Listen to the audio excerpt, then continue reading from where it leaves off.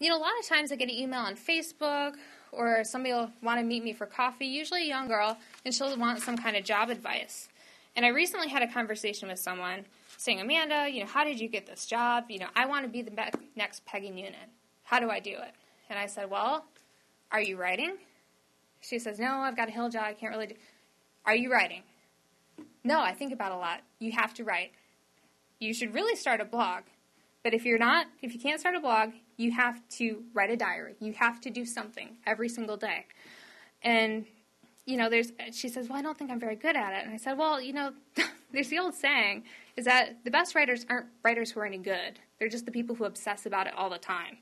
And I think I probably fall a little bit into that category. I'm not any good at it, but I think about how I can try to be better at it every day. What can I read? Who can I follow? What great woman out there has done this in a way that's better than I ever could do it? How can I see what they're doing as much as I can? And so, you have to practice it all the time. You can't wait for anyone else to tell you you can do it. No one's going to come up to you and say, you look like you'd be really good at this.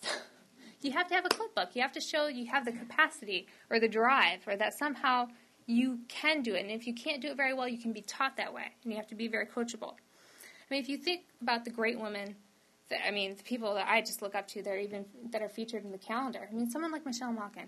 She is a rock star because she has a blog that she's working on every single day that is always filled with fabulous content. She would not let that sucker sit dry without feeding it for a day. You really have to work at this every single day. Ann Coulter bangs out a fabulous column once a week. A totally new idea filled with jokes and it's witty. She works on that thing.